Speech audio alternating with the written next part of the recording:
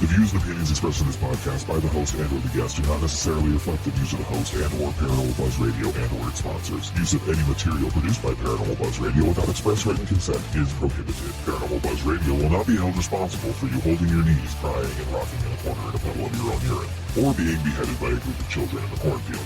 In fact, if you come across a group of children in a cornfield, we promise to make fun of you as you run away screaming in terror. Listener discretion is advised.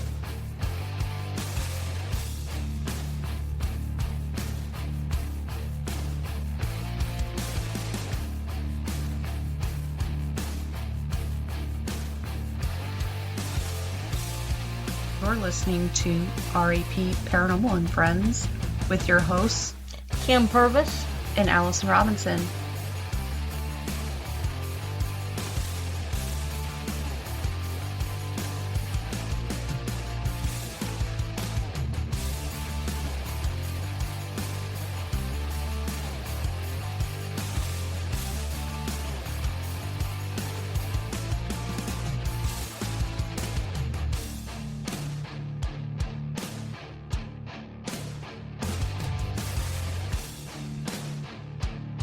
Make sure to check us out on our Facebook pages, RAP Paranormal and Friends and RAP Paranormal Busters, for up-to-date show information and events.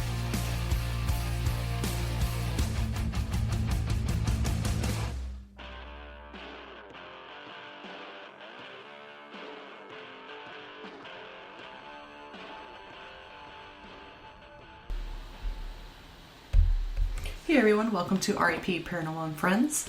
I have a special guest for you today. Alison Gray will be joining us, but first let me give you kind of an intro into Alison and what we're going to be discussing today. Alison is a mother of 4 boys who has written meditations as inspiration and through experience.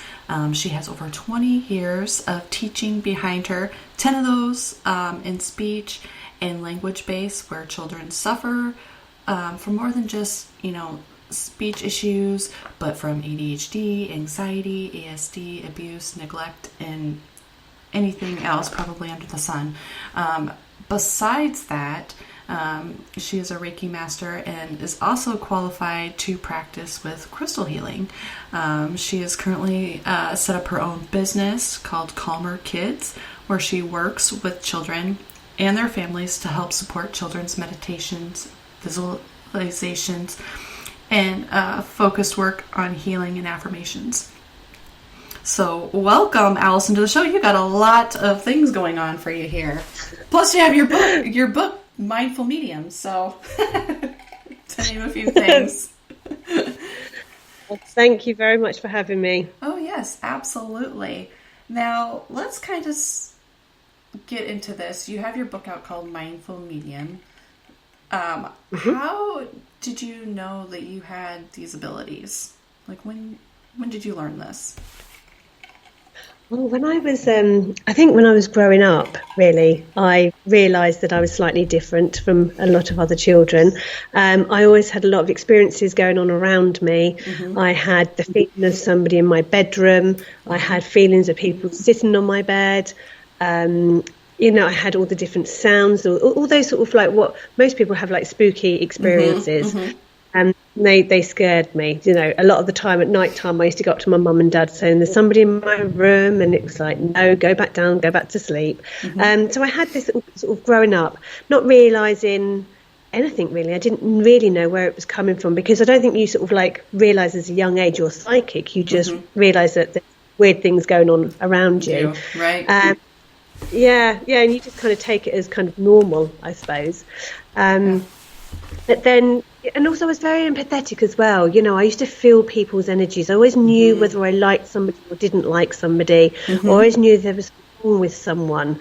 So I guess I was quite empathetic and clairsentient at that time, but without realising it. But it wasn't until my grandfather passed when I was about 10. Unexpectedly, we were a very, very close family. Right. And his passing sparked those thoughts. I mean, I was always a bit of a deep child as well, but sparked those thoughts, where's he gone? What happens after we die? And I was quite really at that time.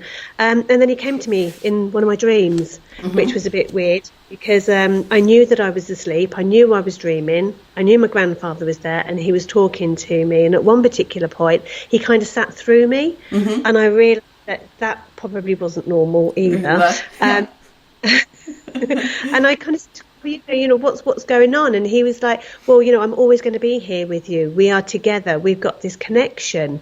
And that sparked a couple of years of like recurring dreams where I was constantly going back to my grandfather, constantly seeing my grandfather. And it also sparked that curiosity in me that there's got to be something else out there. So I kind of left the books of Enid Blyton and fairies and witches, which I used to read up to about the age of 10, and then started delving into crystals, astrology, runes, anything that I could, as a teenager, you kind of you shift your interest, don't you? Yes, you do. And my own sort of tarot card. Well, I actually bought tarot cards for my mum, and then she sort of gifted them back to me, and just kind of explored through that. Again, dabbling, didn't really know what I was doing, but I was just, interested and curious. And then my other grandfather died when I was 18, and the kind of like within the night that he died, and again, I wasn't expecting him to pass either. Were called, me and my sister, my two cousins were called to a confession box. Now, we're not even Catholic, I was Christian, but loosely Christian. And when we queued up to go in, my grandfather was sitting on the other side and was just like, I've got to say goodbye. So I had all these things going on as I was growing up, but it wasn't really until my 20s that I realised there was such things as clairvoyance and mediums, because nobody in my family really talked about it. It was just something I had to figure out for myself. And then, of course, the doors were open. Yes. And all just came flooding in. And then that's when I realised that, I do possess some of these psychic skills, or, and I started, again, I was teaching then. So I was, I had a professional job during the day and at night time and in my own time, reading up, going to any places that would teach me, what was going on, really. But loads of experiences, just so many experiences from, just as you probably know, all the weird things like the music, the picture moving, I could hear footsteps coming down the stairs and nobody there, feeling people behind me, nobody there. So I had all of that going on, really, as I was growing up. So do you think all your experiences that you had and with your grandfather's passing, that kind of helped you pursue this mediumship? I think so, yes. I mean, when I had my second child, I was getting them all the time. I was getting the images, the flashes, and I kind of said to myself, I need to find somebody who can tell me really what's going on. So there was like a magazine, a popular magazine over in the UK called Spirit and Destiny. And I was just reading that, and I happened to notice an article from another medium who was not too far away from me. So I went to see her. She obviously confirmed what I had already felt. And then, why don't you join the circle? So I joined the circle, which was really scary. Took me outside my comfort zone because I didn't really know. I was a, professional, down-to-earth, normal person, didn't have any of these weird things in my life from other people in my kind of family. But it all made total sense to me, all made complete sense to me. And then I started off on my healing because I thought that was an easier route in, just to understand the healing energy, learning about guides and angels and crystals. And I took that kind of route in. And then it was like, it just caught me. And I just thought, I'm just going to have to pursue this. So I braved up and joined a circle, a development circle. And then just, and I did that with my aunt, actually. She came with me. And, and we met some really lovely people. And that's how the journey began. And here I am, the teacher myself these days, teaching spiritual groups. Very cool, very cool. Now, besides the mediumship, though, you also are a Reiki master. Do you use this then with those children? Like, what do you, to help them? Yes.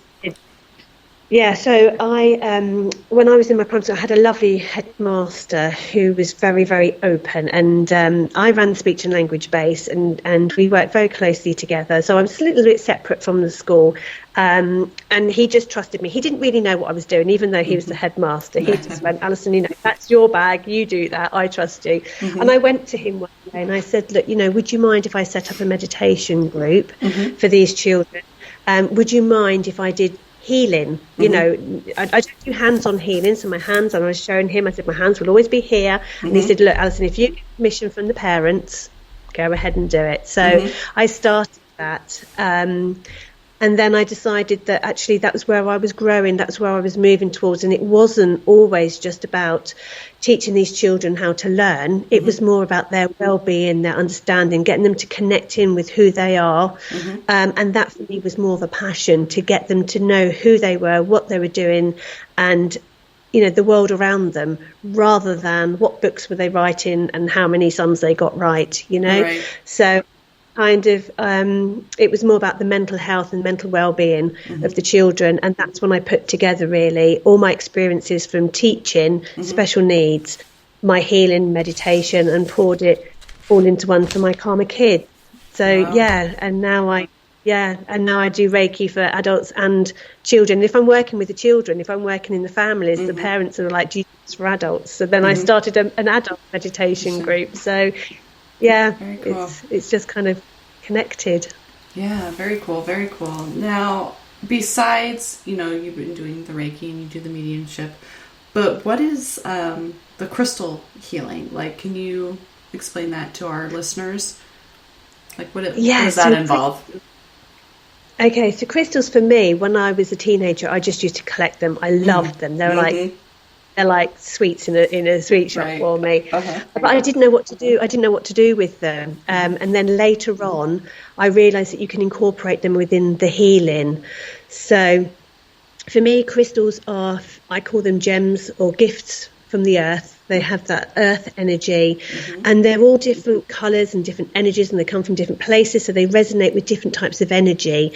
And I work a lot on colour as well, so with the chakras. I often, in all of my Reiki, I do Rahani as well. Whatever I do, sometimes it's just crystal, but whatever I do, there's always crystals involved. And I just ask the people to come in and see which crystals resonate with them. That tells me a lot about what's going on with them in their bodies and in their energy. And then I just sort of place them on the body how I feel fit, where I feel that they're drawn to, and then I do the Reiki or whatever healing I'm doing as well. So always the crystals are combined with the other healing that I do, and it just works beautifully. I just feel even people like my dad was never really into this, and he understood it because it was me, and he trusted me. And I used to do a bit of Reiki, and he was like, yeah, I can feel the heat, I can feel a few tingles, but what about these crystals?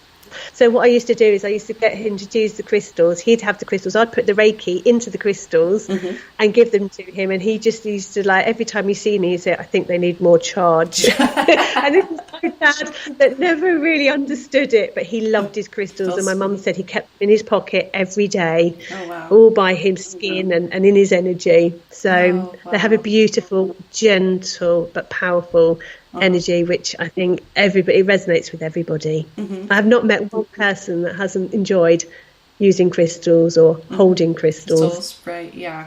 When I was younger, I used to collect them too. We'd go to different places and I'd see them and I'd just be like, oh, I need these. Like, so I have bags of them, and and I didn't know anything about what they were or anything until I'd gotten older. So yeah, I had that passion too. Growing everywhere we went on different vacations, and if I saw them, I was getting them. So I packed my children with them as well, like when they go off to places. I was like, have these crystals, you need them, or these are in your room, these are going to help you sleep, they're under your bed. Maybe I need to do that with my kids too. Now, so you say that you pack your crystals with like Reiki and things, but how do you put energy in them? Like, what is the procedure for that? Like the steps? I'm holding my crystal here. It's an amethyst point. So what I would do is I open up to the energy of Reiki, and I draw through the symbols of Reiki, and I charge up, and I bring my guides and my angels that are connected to healing. So when I feel like I'm opened up and I've done, I put them in my hand. I put it in my left hand because that one is your sort of receptor. So if you're right-handed, put them in your left. If you're left, did put it in your right, so it's your non-dominant hand, and you kind of make a circuit, and you bring through the energy and you send it all the way around. You charge it through the crystal, and then send it round, and then you just kind of in your mind. It's all about. It doesn't matter what words you say. People get very caught up about exactly what words do you have to say, but it's the intention. So the intention is you're infusing this crystal along with all its other gifts and all its other healing. With the Reiki energy, and then that will be there. But obviously, like all crystals, they become saturated in energy. So, you have to cleanse your crystals regularly, and you can do that through water, providing that they are not soluble ones. You can do them with sound. You can put them on a selenite disc. You can put them under the moonlight, or the sunlight, but as long as you don't leave them at sunlight, because they can bleach them, they can make them change colour. So just charge them regularly, and then just keep putting the Reiki energy into it, and then you've got, for me, it's like a double whammy. You've got the Reiki and you've got the crystal energy. Very cool, very cool. Yeah, I will have to try that with some of mine, maybe. I take them on our investigations with us, because they're always like, Alison, take your crystals with you. Like, you need to have them with me, because I always get some kind of energy that's not always that great. And so they're always like, well, you need to take that with you. Keep yourself grounded with your crystals. Which ones do you take? I actually have, oh my gosh. I'm drawing a blank of the name of it. Are they tourmaline or obsidian? It's tourmaline. That's what I take. Yep. I for some reason it was right down the tip of my tongue. I could see it, but I couldn't remember the name of it. Yes, it's tourmaline. That's the one I take with me the most. That absorbs negative energy, doesn't it? Yes. And plus that protection around you. Hematite's nice as well. Yes, I have hematite too. But yeah, I usually take the tourmaline. But yes, I do have the hematite also. Now, going back, because I get off on little tangents every now and then, but you have other healing aspects that you do too, and I'm not familiar with this one. What is that Atlantean healing? What is that? Atlantean healing is basically connecting into the energy around Atlantis. So the understanding, of like the Moria and Atlantis, and you draw through the unicorns and things. So you've got a lot of unicorn energy with the Atlantis, and a lot of the angels, angelic, and you kind of like, you can beam your energy, and you can scan the energy. So that's really powerful. To be honest, I use that less. Use Rahani. I use Reiki and Rahani and Crystal as my main ones now. Okay. But for me, I was learning a lot of because I couldn't get enough of the energy of, the healing energy. And I looked into Reiki drumming, and I've got like the angelic Reiki, and I was looking to do the angelic Reiki, and I know everybody has different thoughts and different opinions, but my guy said, Alison, it's enough. Healing is healing. It's to do with the intent. So now when I do my Reiki or do my Rahani or whatever I do, or my crystals, I bring in the angels with me. So, it's, for me, healing is the highest good under grace for, whatever it is that you need. And for me, as long as that healing is pure, the intention's pure, then you're getting the healing that your body or your energy, your kind of mind, body, soul, spiritual side will need. And I just trust that my guides will bring the right healing to the right people. Right. And so you talk about your guides. Now, do you believe that everybody has guides or a guide? Yes. So angels are born with us. So they, we have a guardian angel that's with us all the time. And I believe that, that you can have one or two angels. You can call on angels for all different reasons. So, for me, the word guide encompasses angels as well, because it's anybody that is helping us. So we've got the angelic world that will help us. We can tap into the the archangels as well with that energy. So you've got different types of angels. But for me, guides, I feel that you have. My guide has been with me. I think that was the one that was in my room with me as a child. I've got that guide that's been with me for a long time. But my understanding now with guides is that they can come and go depending on what you're learning, where you need to be. So, I've got teaching guides with me that would have worked with children. I mean, I still do that, so they'll still be here. But I'm also like a spiritual teacher, so I'll have a guide that comes in and helps me with my spiritual teaching. I've got my healing guides. So I feel that you have for different reasons helping you. But then guides can also be your loved ones as well. And then call on ascended masters they've all got different energies, and they can all help us in different ways. So I laugh with my students and say, I'm a bit greedy, really. I like to have as many as I can. Right. Now, do you have any animal guides? Yes, yes. I have got a beautiful wolf, and it was a lovely experience. I've got a couple, actually. I've got, but my wolf one was lovely because I met it in meditation, and I could see the eyes, and then I could see the face, and I was like, okay, so I now know that because I'm quite a practical person, I need to have confirmation. So I'm like, I need to see it at least 3 times, and then I know that you're absolutely right. So I went into school the next day, and one of the children had a book which was Red Riding Hood, and the wolf, and I was like, okay, so that was like wolf one. And then it was like we went into the library and somebody else pulled the book Peter and the Wolf, and I was like, okay, so that's 2. And that evening I'd gone home, and my husband and I were sitting there watching the TV. It was just like a nature program, and it was, I don't even know where it was, whether it was Alaska or somewhere like that, but it was all snowing, and then this grey wolf came through, and I was like, okay, all right, so I've now got a wolf. Very cool. So, and yeah, and the same, I've also got a black jaguar as well, or a puma. I think that I the ones, but that was beautiful. Yeah, wow. The silky, So, very cool. So it's a 3D, and I have a couple of different types of. Yeah. That's very cool. Now, how does somebody know if they have a guide? Do they get like little hints, or like subtle things like you were talking about, like you kept seeing? Yeah, so that for me is always confirmation. So I'd always say to everybody, ask and be shown. So when I asked about my angel, what her name was, she gave me Moonstone, and then the next day somebody had noticed something and said something about Moonstone. So I'm always looking for those really subtle things that people miss. People miss those. For me, it will be, if you sit and you suddenly have this spark of inspiration, or you have this idea, it's usually your guides talking to you or communicating with you. If something pops up underneath your nose, like on Google or on a newspaper, or somebody will start saying to you, oh, we need to do this, they orchestrate and weave the pathway ahead for us, so that they are sort of like knocking, if you like, onto the right path by showing us signs and things of where we should go. Signs are a big thing for me. I'm always asking and looking out.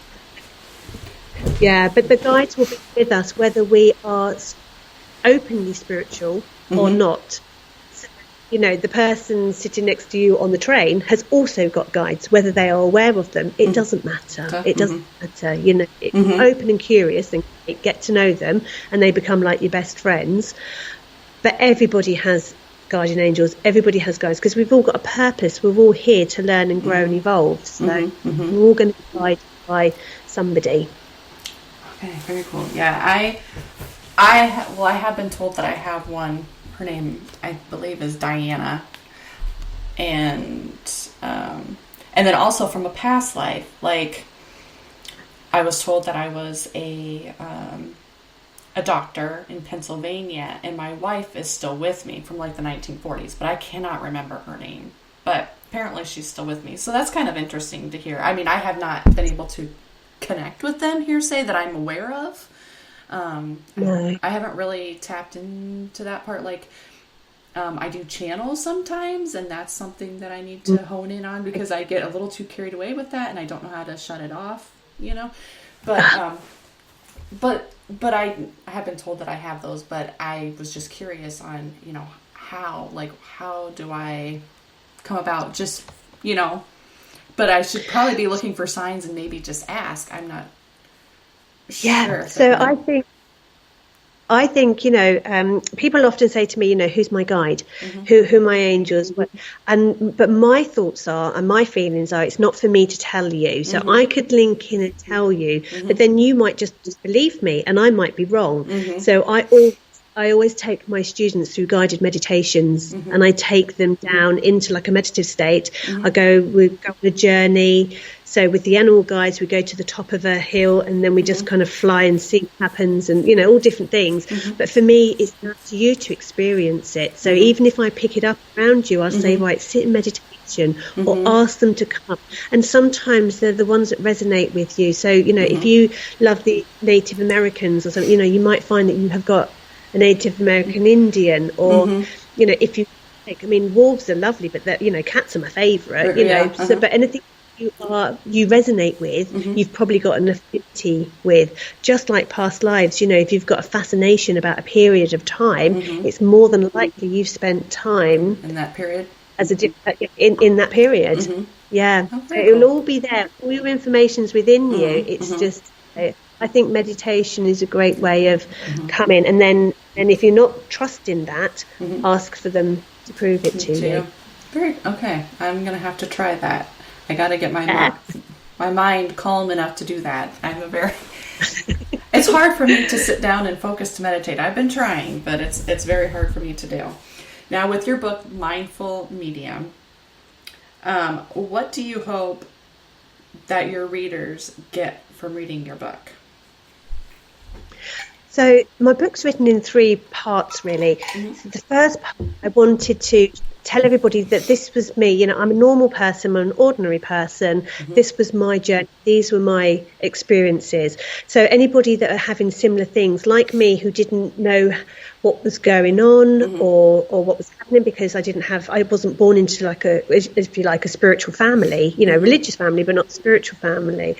So the first part was really to help other people to understand that they're not going crazy, they're not weird, and that these experiences could be happening to you. So it's just like bringing that awareness.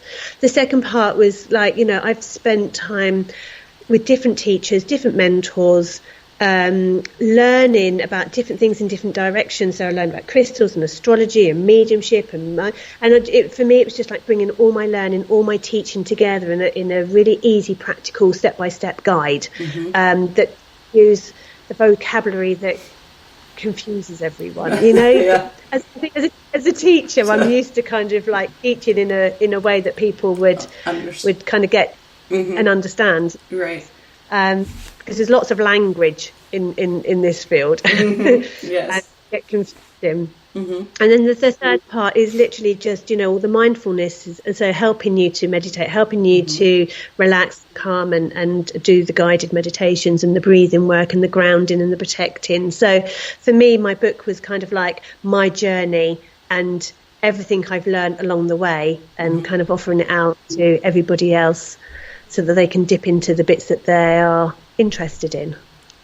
Yes. Now, do you go to any like events or expos or fairs or anything like that to promote your book or your healings?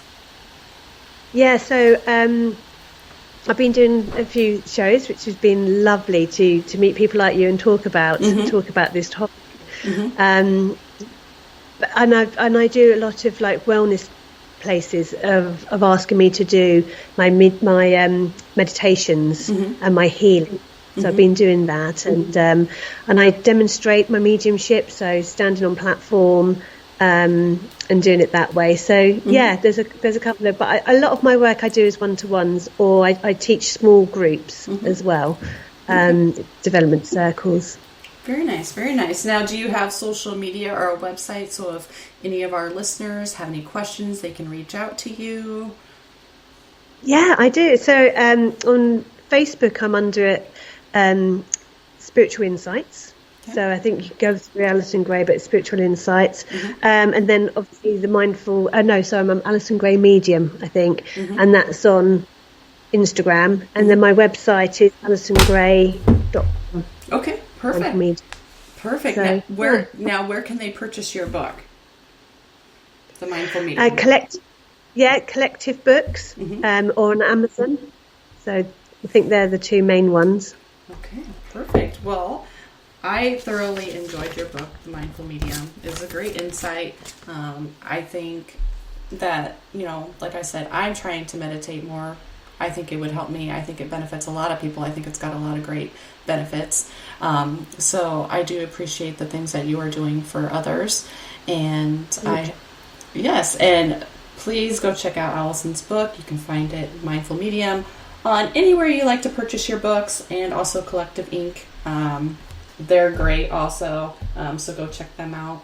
And if you have any questions, then go check out Alison's website and her social media, which we will get posted on our social media as well, so you have better links to that. And thank you, Alison, for being on. It was a pleasure talking to you today. Thank you very much. I've really thoroughly enjoyed it. Thank you. Yes, absolutely. Until next time, everybody.